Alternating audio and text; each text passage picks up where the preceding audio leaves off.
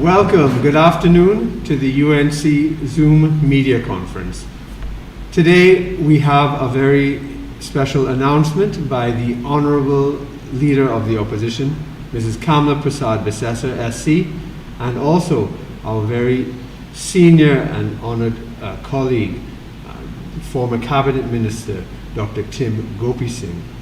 The topic today for our press conference is the continuing COVID crisis and the mismanagement thereof. We start with the announcement from the Leader of Opposition. Good day, thank you for joining us. I will make some comments, after which my colleague Dr. Gopi Singh will speak with you through the Zoom. My comments are now being pre-recorded. I speak to you to raise a very, very important matter. On Monday in the Parliament, where we were debating the taking note of the presidential statement pertaining to the reasons for announcing and proclaiming a state of emergency, the Prime Minister, in his winding up of that debate, made some statements that were totally misleading, and in fact, as local parlance would say, they were lies, total falsehoods. The Prime Minister raised the fact that the vigils that were being held for Andrea Barrett were thousands of persons night after night gathering, and these gatherings caused the increase in COVID infections and deaths. The Prime Minister also said that the opposition organized these vigils. He further said the vigils were organized to exploit the death of Andrea Barrett. He further said that the opposition paid for the vigils, and he said that the opposition provided transport for persons to attend these vigils. Now, the Prime Minister knew then, or he ought to have known, as I will show, he ought to have known that those statements were falsehoods, they were lies, that he was misrepresenting and misleading the Parliament. The Prime Minister knew and ought to have known that the low and negligible numbers of infections at the end of February, beginning of March, would indicate that the candlelight vigils were not the cause for the spikes. Yet, the Prime Minister chose to mislead the House by blaming the vigils. And how would he have known?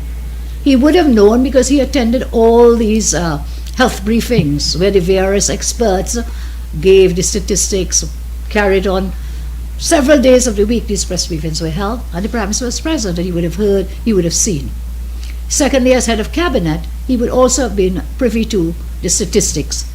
The Prime Minister knew or ought to have known that the vigils being a cause for the increase and so on, that could not have been, because the data does not read out or bear out anything he said, and as I pointed out, Prime Minister was privy to the data all along, having attended the press briefings.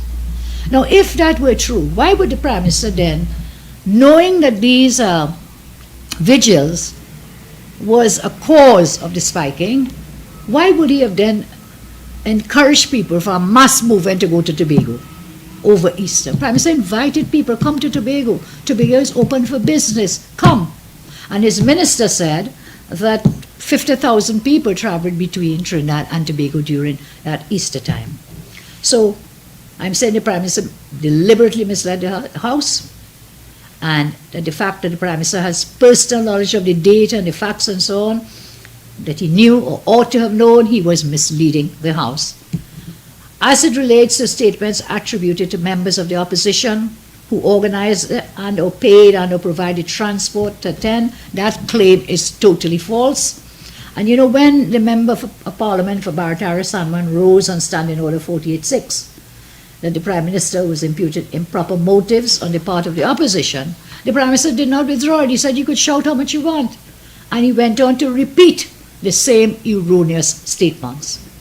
The Prime Minister was the last speaker on this debate, and therefore the opposition would have had no other opportunity to intervene or to give the lie to the statements that the Prime Minister had made.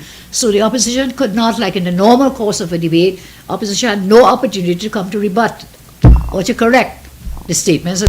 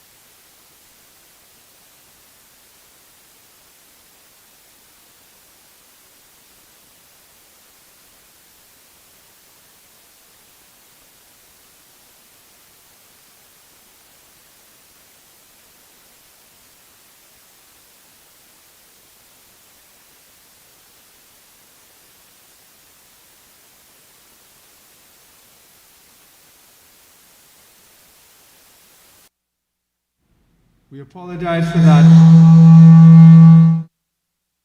Good afternoon. Hello.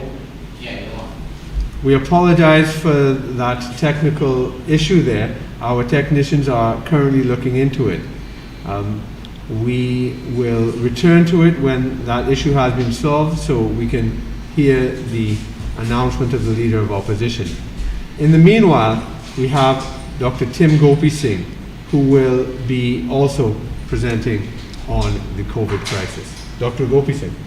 Thank you very much, Dr. Megu, Honorable Political Leader, Leader of the Opposition, members of the media, and citizens viewing and listening to this communication this evening from the opposition. We apologize for the break in transmission, but as the political leader indicated, I am on Zoom.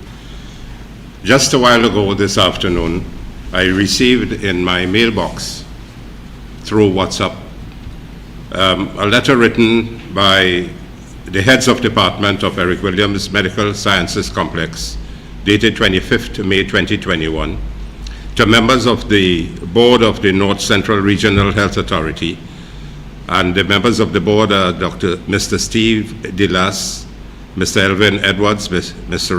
Randolph Clouden, Mrs. Yvonne Bullen-Smith, Mrs. Marie Ayongchi, Mr. Stuart Smith, Dr. Maria Bartholomew, Dr. Keith Clifford, Ms. Anita Sohan, Ms. Kimoy Thomas, and Mr. Kathleen Graham. And it reads as follows: Dear board member, we are writing to express our concern regarding recent events regarding our colleagues at the Couva General Hospital, and to request urgent action be taken to address these issues. And they go on to give the background. On Wednesday, 19th May 2021, the sudden and unprecedented decision was taken by the North Central Regional Health Authority, in brackets the region, to remove 4 senior physicians from the position at the Couva Hospital and reassign them to various other institutions. When the region was approached about the curious timing and unusual manner of this reassignment, the response was twofold.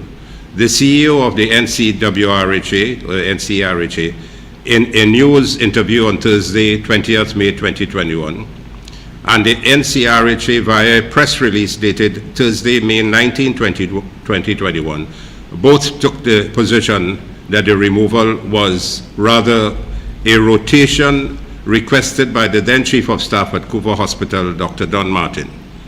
The letter goes on 21st May 2021, Dr. Martin unequivocally refuted this claim during an interview with the Trinidad Express, and instead noted that it was critical that the existing team remain in place.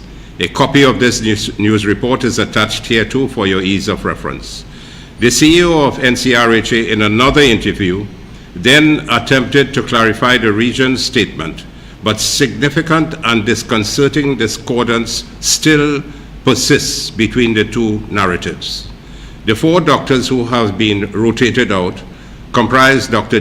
Don Martin, Dr. A. Macomb, and Dr. K. Kernahan, the 3 most senior doctors at the institution, and Dr. S. Mohammed, the only pulmonologist. We have taken the decisions to reach out to the board as we believe this is an issue of singular importance. Firstly, it involves the removal of the most experienced physicians in our country in the care of patients with COVID-19 at a time when their services are most desperately needed. This was among the issues identified by Dr. Martin in the interview already referenced. This current wave has been acknowledged by the Ministry of Health as our worst to date, and our nation is under a state of emergency.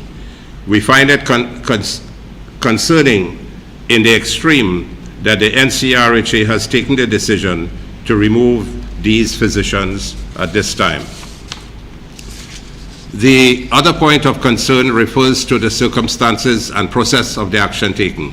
Why were these doctors removed? Were their preferences taken into consideration? The wider appearance, including the inconsistent and confusing explanations preferred by the region, suggests that these physicians were removed without clear or any justification against their will and with no thought as to the adverse impact on the wider public. The NCRHA and Dr. Don Martin's positions are clearly contradictory. This unfortunate removal of the 4 senior physicians has already attracted wider adverse public comment. It has been the subject of criticism from a current Member of Parliament, as well as by the Trinidad and Tobago Medical Association and the Trinidad and Tobago Registered Nurses Association. The criticism of the letter to medical associations were given publicly and reported in the Trinidad Express of 22nd May 2021. A copy of this news report is also attached for your ease of reference. The letter goes on, given the impact of this decision, not only in the NCRHA, but on our entire country, it would be reckless not to pursue an independent assessment of why and how this action was conducted. We owe it to the physicians who are nothing short of national heroes, and we owe it to every citizen of Trinidad and Tobago. We are aware that this issue has become heavily publicized. As consultants and heads of departments working in the NCRHA, we are not in the habit of engaging in matters that do not directly impact our patient care. We must make this point that the destabilizing the delivery of healthcare in patients with COVID-19 has the potential to affect all our patients, and therefore is of direct relevance and extreme importance. Furthermore, in our review of the information available to the public, we are quite concerned about the treatment of our colleagues and the possibility of defining a new status quo. Is this how we ourselves can expect to be treated by the region in the future?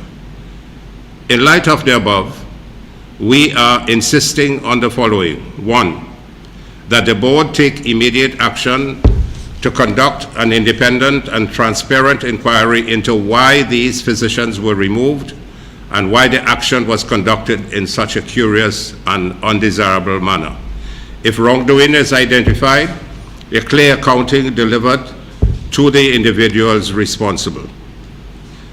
2, an apology to the physicians who were removed and an offer for immediate reinstatement as to reduce any adverse impact upon patient care. 3, clear feedback from the region as to how it intends to engage with medical staff moving forward with reassurance that this sort of episode will not be repeated. As medical professionals, we continue to act in what we consider to be the best interest of providing public health care at a fraught and difficult time in our nation. We write this letter to the members of the board in the belief that they, as fiduciaries of the region, share these values and will thus be motivated to investigate what appears to be a very serious breach of the region's responsibility to prioritize patient care and secure the wider public interests. We look forward to your urgent action and to any dialogue which may be desirable, and hope that we can look forward to the urgent correction of what appears to be a very serious default. Enclosed are the letters from the Trinidad Express, 21st May 2021, the reports. Don't use me as a scapegoat, Medical Chief of Staff on rotation of doctors in Cougar Hospital.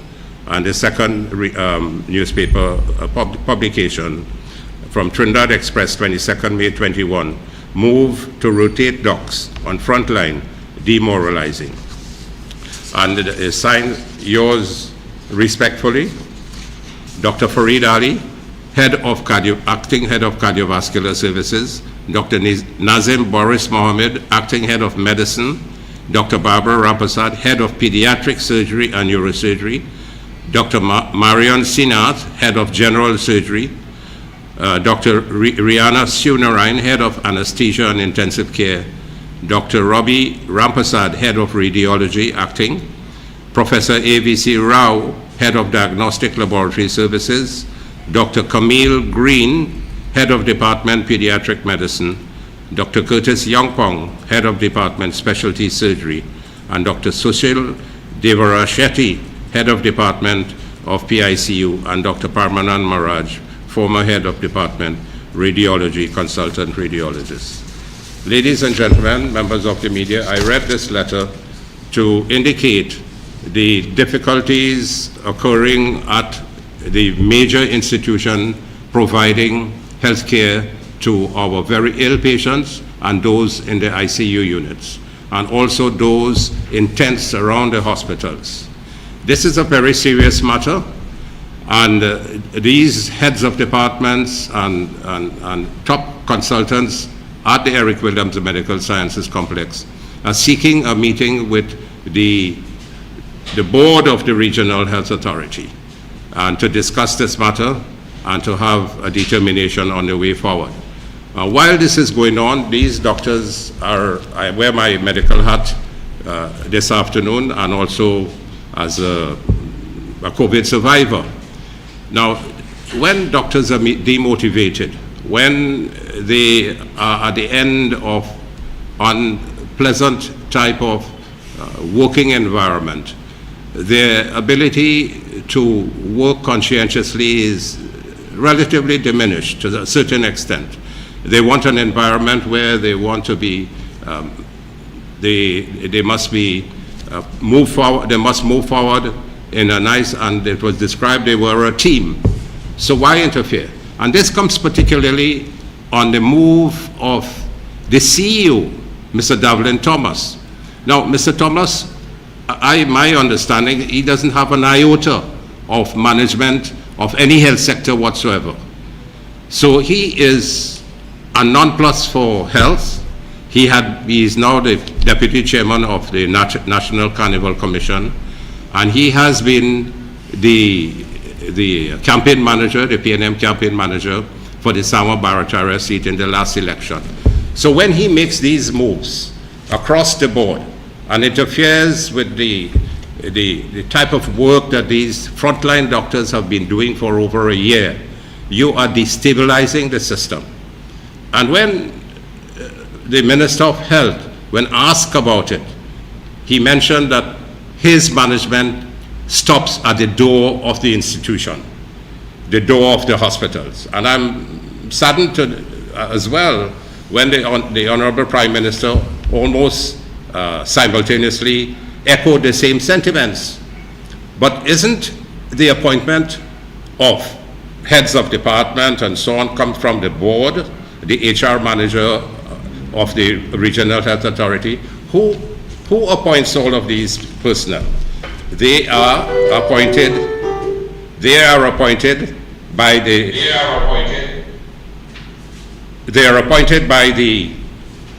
boards, and the boards are appointed by cabinet, and the Prime Minister is head of cabinet, and Minister Diyal Singh is a member of cabinet. So where does this responsibility lie? The responsibility lies with the government and with cabinet, and they should bring to account the regional health authorities, and particularly the Northwest Regional Health Authority in this matter. Well, there are, of course, other regional health authorities, the Southwest and the Northwest and the Eastern Regional Health Authority. Where is the meeting to bring all these regional health authorities together with in a meaningful manner to determine the way forward and the continuing management of the patients who are suffering with the COVID disease? We have had 408 deaths so far.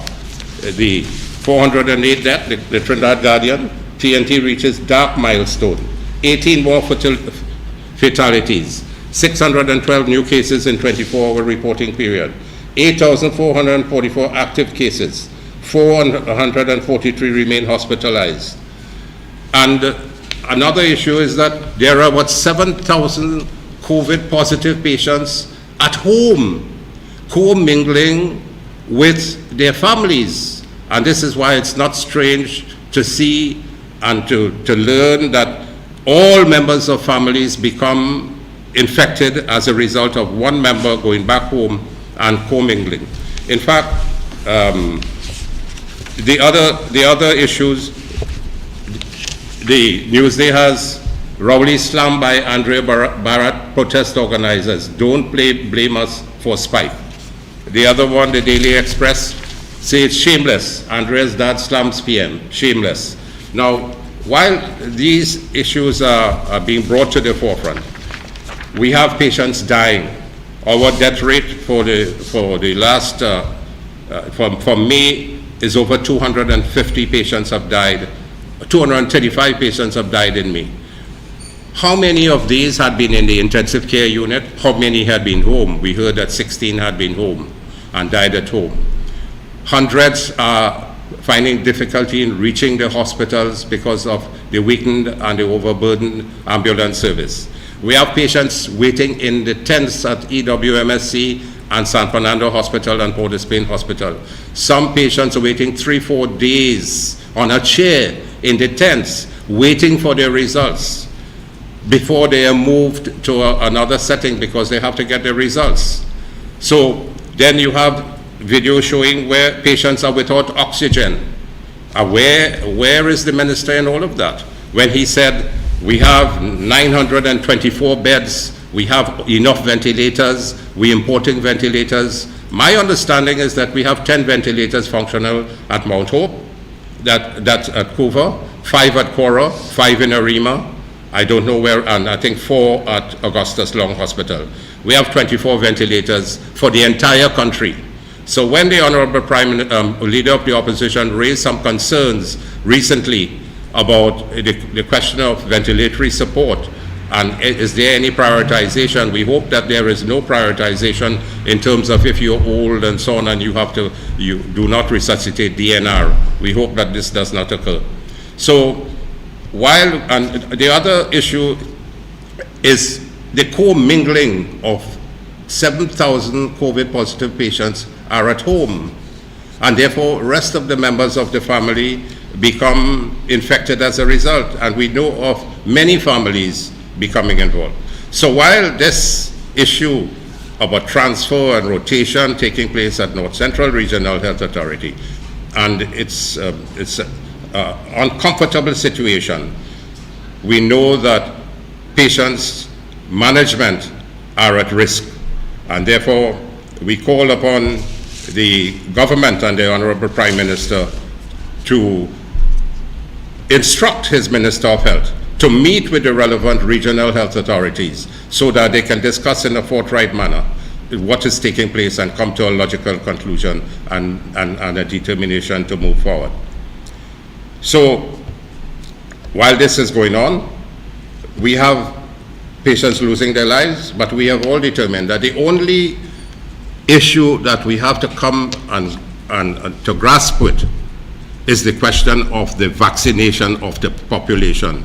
No matter what we do, how much we treat patients, how much issues there, the world has shown that once you vaccinate the patient, you're going to reduce the incidence of deaths. It has been shown in the United Kingdom, it has been shown in the United States, it's shown in Europe, it's shown in Australia, New Zealand.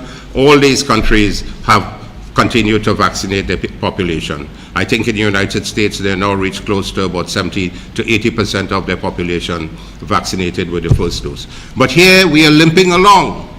1,500 to 2,000 a day out of the 100,000 vaccines that we got from the Sinopharm from China. How long is that going to take? Why not speed it up at more centers and give out at least 5,000 a day, so that could be given out in a 3-week period? And make sure, I want to recommend that the 100,000 Sinopharm vaccine be given to all first dose to 100,000 citizens. By doing that, you reduce the chances of being seriously ill or severely ill and hospitalization and demise. Now, where are we going to get the other 1.4 million vaccines?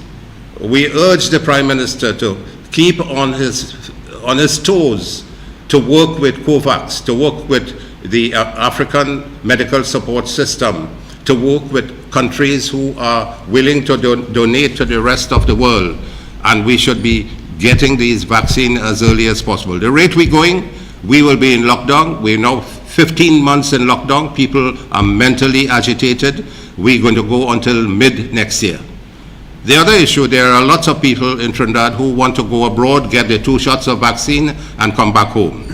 What is preventing them from doing that? Because the government has not set up a system as yet for that.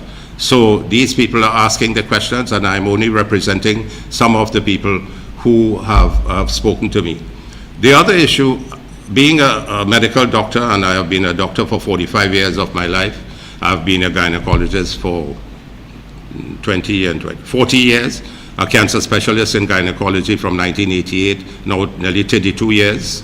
And I have worked in about 18 hospitals around the world.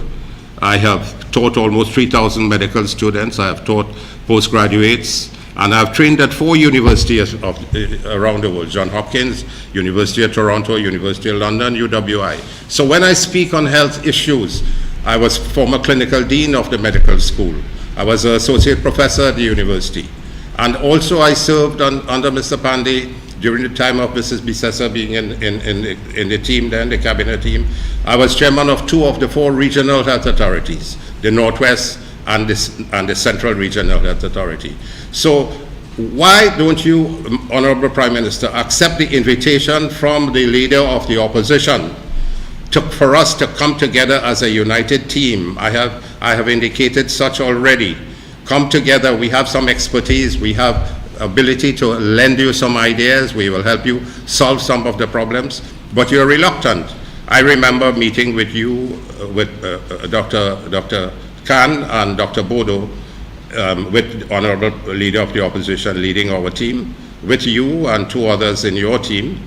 And unfortunately, at the end of the meeting, Prime Minister, you were not nice in your comments about what transpired. You made us feel as though we had no experience. But I just told you my experience. Dr. Khan has about 35 years experience as a doctor. Dr. Bodo has about 35 years experience. We have people on our team who could have be of help. There are scores of doctors outside there asking, Tim, why don't you speak to the minister and speak to X and Y? We're willing to help. We want to give our support. But the Honorable Prime Minister not making any effort to come together with the opposition. Countries around the world have come together. Why is it not happening in Trinidad and Tobago? So I leave that to the listening audience and members of the media so that we can answer any questions subsequent to this presentation.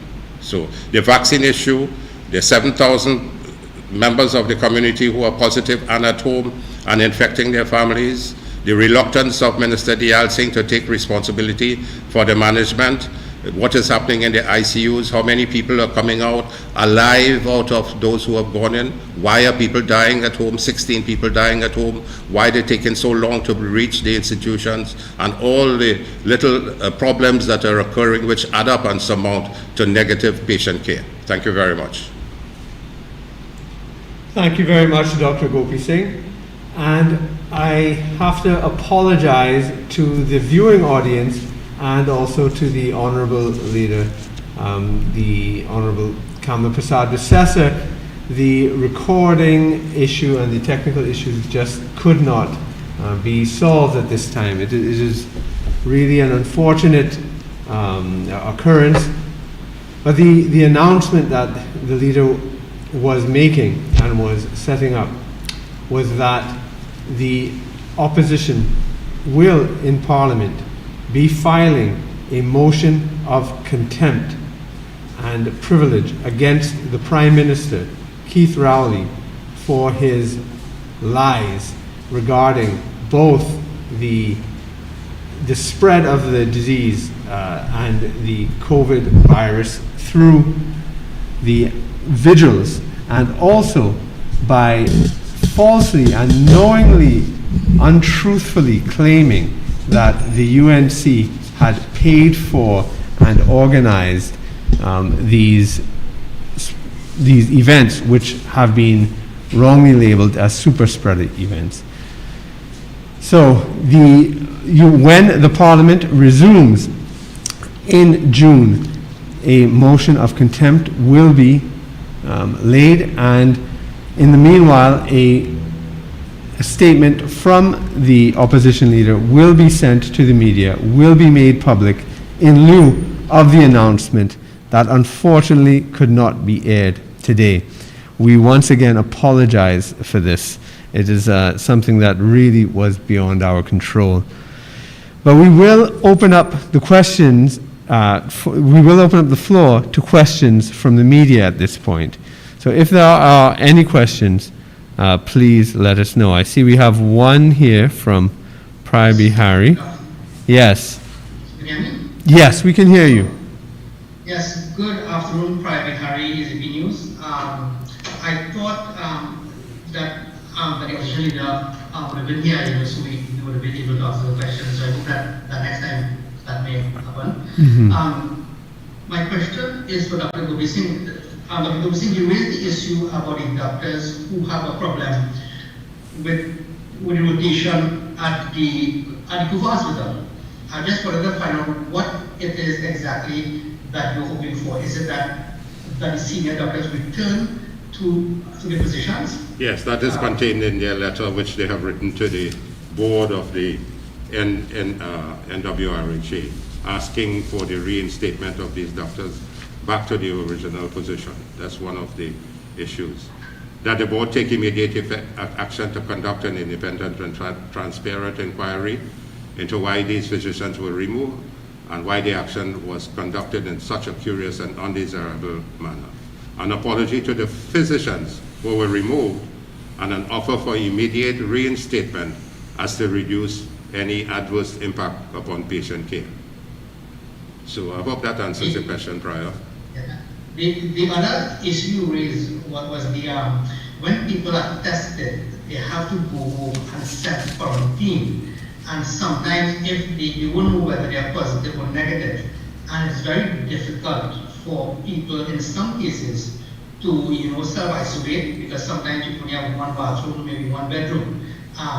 My question is therefore, what can be done? Because the biohealth system is already almost to the capacity. So is it that what are you suggesting then? When you get tested, how do you isolate? You will remember, Prior, early on in the administration of this government, when we were questioning their inept testing ability, where they were deliberately not testing the amount of citizens in Trinidad, and they make it appear as though they had everything under control for election purposes. And when they began, so they went with that. They said they were number one, Oxford, according to the Oxford issue. Then they said that they would not allow private sector testing. Then they said that the only testing could be done at CAFA. So all of a sudden, testing was allowed for the private centers, the private labs. They said the hospitals would have been doing some testing, but the hospital never undertook any testing. The University of the West Indies Department of Pathology does some testing, and they do the testing for the variants on a randomized way. So that's why we don't have a lot of data to see how many variants we have and what is the quantity of variants.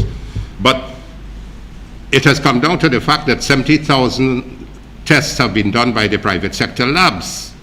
And at the beginning, the minister said, no, we don't want any private sector labs, but they have assisted the population. But from the government's labs, when the samples are taken in hospitals and in the tents, they are all mixed up. Some of them are lost. They take 6-7 days to even find the results. By that time, the patient is dead. By that time, the patient is sitting on a chair in the tent for 3 to 4 days without getting oxygen, without being administered the necessary pharmaceuticals to help them. And they have to stay there waiting on the results, sometimes no results, and sometimes it's unfortunate. So it shows the weakness of the management systems that are taking place. And this is where the government can do with some help. And they are refusing to take the help. They are an inept, I don't like to bring too much politics into this, but they're very inept in terms of what is happening. So you have spelled it out, the patients go home. How many patients can have 3 or 4 bedrooms in the house so that they can isolate? How many have more than one bathroom? How many have more than one kitchen? The utensils, they have to go out and get grocery and pharmaceuticals and so on. So they go back out and co-mingle with the rest of the population. The incubation period is 3 to 14 days. This is what is shown by WHO. So many people in their homes don't know whether they have COVID until they begin to get the symptoms. By that time, it has already multiplied to many, almost all in the household, and the senior ones, some of them passed away, and unfortunately. So I hope this answers your question there. Yes, I would just like to mention to the technician that we are able to link up live with the Leader of Opposition, voice only through the link, but we need to be testing. The link has been sent for her, and we can wait until to see if she can come on to make her contribution live at the moment. So when we will be waiting a little bit to see if we can get the Leader of Opposition on live through voice. So we shall be waiting for her. But Dr. Gopi Singh, in terms of the epidemiological spread of the disease and the can you explain this to the viewers so they can understand in terms of the points of the Easter holiday as opposed to the vigil, just so people can understand what the issue is?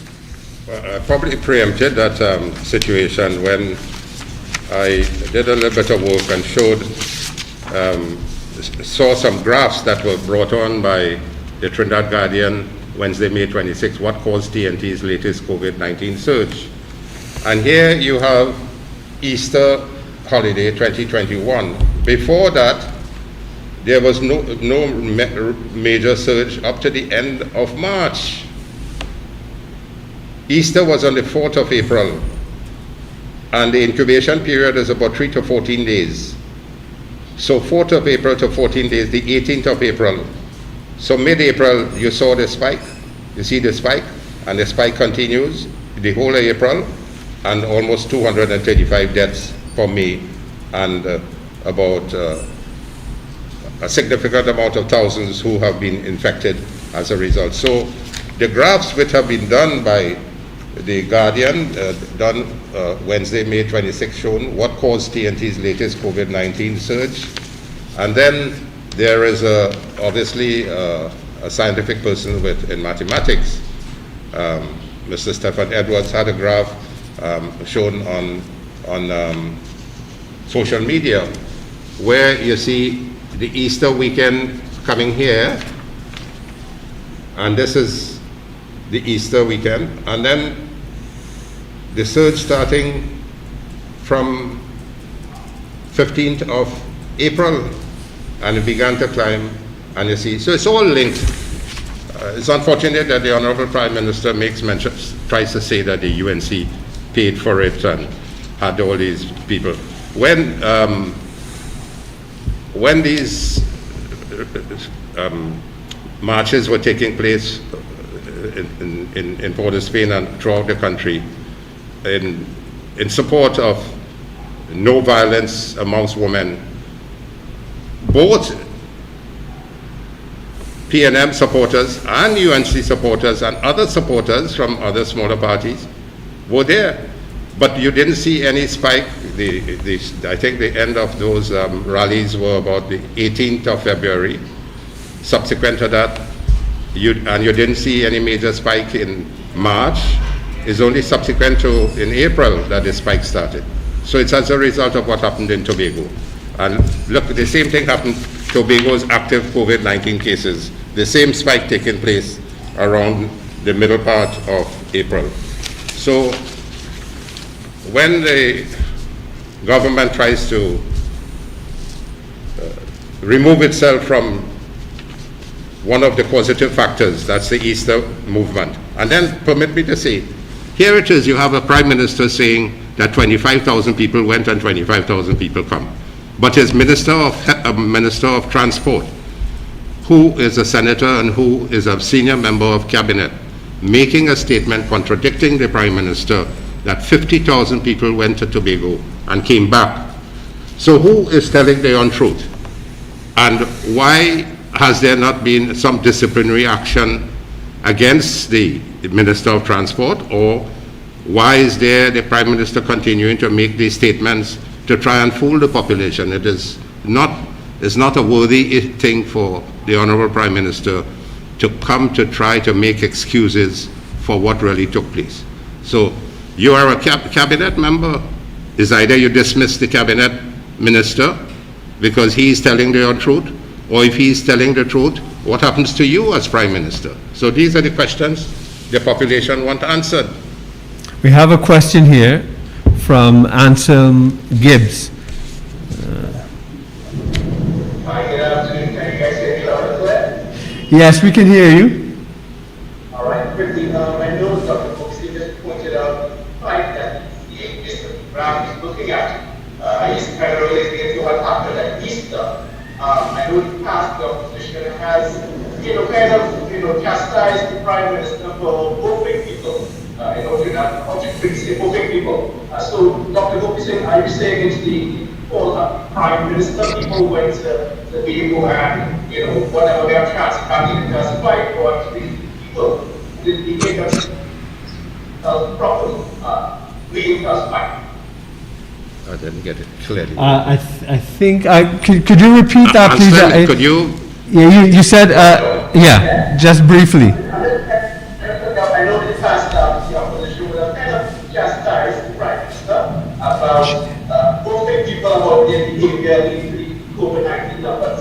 But Dr. Gopi just pointed out that the spike, it looks like it's related to what happened over the Easter weekend. I know people have talked about it's a big activity. So I'm trying to find out, is it a case now where you're saying that it's the behavior of people over the Easter weekend and that it's spike? Or is it a case that you're saying it's the Prime Minister that encouraged people to behave a certain way leading to the spike? Yeah, you would expect that the population would have behaved in a significant way, in an orderly manner, and take the necessary precautions and observe the health regulations. We cannot fault the Prime Minister for that, but when he made the call that Tobago is the place to be, and he knows that people will assemble, and some of the behaviors might not be in keeping what is desired. The leader's on. Right. Thank you very much. The leader is on now. Yeah, so I'm pleased to say that we've been able to link up live with the opposition leader, the Honorable Kamla Prasad Bisesa. Can we move to her, please? Yes, hello, Mrs. Prasad Bisesa, can you hear me? Hello, good day to you all. Thank you for allowing me to join up and to link up with you on this in this meeting. Earlier today, I did a pre-recording indicating that the opposition intends to file a motion of contempt, a privilege motion, with respect to the statements the Prime Minister made on Monday in the Parliament when he was winding up the debate in the House on the motion about taking note of the presidential statement, which specified the reasons for the declaration of a state of emergency. The Prime Minister then made statements to the effect that the vigils held with respect to the late Andrea Barrett, that those vigils were organized by the UNC, they were paid for by the UNC, and the UNC provided transport. Now, the Prime Minister also said that these vigils had gatherings of thousands of people every night. I want to categorically state that the UNC did not pay, the opposition did not pay, the opposition did not organize these vigils. Yes, some may have attended it, but so did the Attorney General. Persons who attended were both UNC and they were not UNC, and they were also PNM. So they were persons of all walks of life who were outraged and who were really hurting as to what had happened with Andrea Barrett. And then it became also with Ashanti Rally and so many other women who were victims of violence. So in the Parliament, all MPs have parliamentary privilege, that is freedom of speech. But with responsibility comes, with freedom and privilege comes great responsibility. So that all members in their contributions to the Parliament are protected from being sued outside of the Parliament for defamation. But the Parliament standing over member recklessly and deliberately and knowingly misleads the House, in other words, in the local language, tells lies in the Parliament. So that is a remedy that is open to us to bring the Prime Minister to account using the standing orders of the Parliament. And why do I say that we are of respectful view that the Prime Minister breached the parliamentary rules by making these erroneous statements? There are two elements that we must fill in bringing such a motion and improving such a motion. One, it must be that the fact is indeed a fact, that the statement made is indeed a fact. And there is no dispute that the statement is erroneous in the factual content, given all the data that others have provided, that the Ministry of Health has provided. And secondly, that the statement must have been done knowingly, deliberately. It is our respectful view that the Prime Minister deliberately misled the Parliament because he knew or ought to have known that those statements were wrong, that they were erroneous, they were false. And how would he have known? He would have known because he attended all the health briefings, the majority of health briefings. He was present when all the experts gave the various statistics, the data, the statistics about the rates of infections, the number of deaths, and so on. So the Prime Minister knew and ought to have known. And I just heard a question about the issue to do. Because of that, I'm saying we will be filing the motion in the Parliament, a motion of contempt, a privilege motion, with respect to statements made by the Prime Minister in the debate on Monday. The second point I want to make has to do with what was being discussed before I came on the live, and that had to do with the Prime Minister telling people to come to Tobago. Tobago is open for business. Not only did that happen, the government also put on extra flights for people to go to Tobago. The government also put extra ferry sailing so that they wanted people in mass numbers to go. And in retrospect now, that would have been reckless. And should the Prime Minister really believe that the vigils caused the spike, then why did you open up the place in Tobago for business? Why did you proceed to put on more flights? Why did you go ahead to encourage people? And Dr. Hines himself said that the gatherings for Easter were one of the factors in the spike in deaths and in the spike with respect to the infection. So I just want to make these few points, and I'm open to any questions you may want to raise. Open the floor to the media if they have any questions for the Leader of Opposition or Mr. Gopi Singh, Dr. Gopi Singh. I know we do have a question that has been sent in via WhatsApp, and then we have Mr. Priya Bihari. Let me take the WhatsApp question, and then we have two more questions on Zoom. The WhatsApp question is, can the minister give the number of persons who have traveled to Tobago and were tested positive for COVID-19 during the Easter vacation? I'm wondering if Well, the Honourable Leader of the Opposition was on that point, but if I'm to just put in a little 2 pence there, the records are there. You can't go to Tobago like Watson Duke to try and swim. You either go by air or you go by sea. And the government has that information available to them. So they must tell the population how many people went to Tobago around the Easter time by air and how many by sea. The Honourable Leader of the Opposition spoke about the increase in the number of flights that they put on. So that information is available from Caribbean Airlines and from the Port Authority, both in Trinidad and Tobago. Absolutely. And it will put a lie to what, unfortunately, the Honourable Prime Minister has been talking about 25,000. Give us the facts and the figures and let the population judge for themselves. All right. Honourable Leader, is there any thing you might like to add to this? Sure. There's a second aspect, if I heard correctly.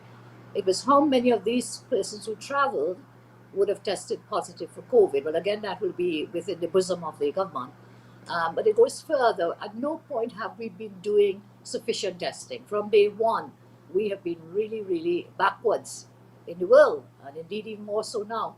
More tests are being done, but we are still way down on the scale, on the totem pole, when it comes to the number of tests. So even if we say how many, out of that 50,000 that Rohan Sinan said traveled between Trinidad and Tobago during that period, I mean, clearly they have not tested 50,000 people. So it would be very difficult to answer the question how many of the travelers were tested positive, because all those travelers would not have been tested. Question here from Priya Bihari, AZP News. Priya? Hi, good afternoon again. Private Harry, ECB News. I just have a question for Mrs. Bissessar concerning the no confidence motion. It is more unlikely that will be defeated in the lower house because, of course, the government has the majority. What then, do you think that it is still prudent that you file such a motion?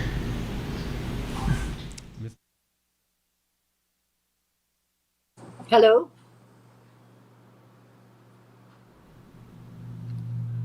Hello?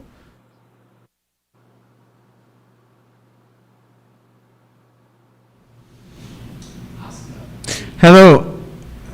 Can you Yes, hear? I'm not hearing properly. Can you repeat the question from Priya, please?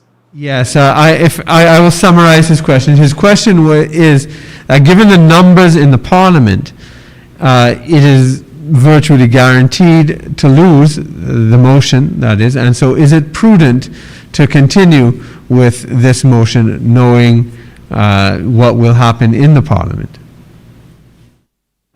Yes, Priya is correct in terms of motions brought against the government, that the government has the numbers. But what these motions allow to happen is that facts can be put on the table, the reality of the situation can be put on the table in the parliament and on the record in Hansard. So whilst it is that the votes may be taken away and in favor of the government, there is merit in raising matters of urgent importance. There is merit in raising matters of touch and concern the conduct of leadership, the conduct of the business of the nation, and therefore it is within our remit. The Parliament, the standing orders, offers this remedy as the way to raise matters such as this. Now, I want to make it clear, this is not in the nature of a motion of no confidence. It is a motion of contempt. And what happens when it is filed, the Speaker will analyze it, consider it, and it then falls within the remit of the Speaker to decide whether it should be sent to what is known as the Privileges Committee of the House of Representatives. And there they will deliberate on it and make decisions. Again, the votes will be in the favor of the government. But I make the point, it gives the opportunity to advocate and to bring to the forefront all the issues pertaining to the matter being discussed. And we'll take this as the last question. Anselm Gibbs. Yes, hi. This question is for the opposition leader. Mr. Bissessar, have you taken the COVID-19 vaccine? If you have, how long have you taken it, and what kind of effects have you had since taking it, if you did take it? Honorable Leader, did you hear the question? Hello? Yes, can you please repeat the question? We did. The question was whether you have taken the COVID-19 vaccine, and if so, what has been your experience with it? Well, first of all, I did a PCR test very recently. That test came up negative. I took the view, and whilst I urge people, the only answer is with the vaccines, I took the view that just because I hold a position in public life, that I should not be the first one out there taking the test. My husband took the vaccine because he has the comorbidities, and he has been fine since taking the vaccine. All right. So if there are no further questions, we'd like to thank you for attending. We apologize for the technical problems, but we are very pleased that we were able to get the Leader of Opposition attending. And we thank you once again. Have a very good afternoon and be safe.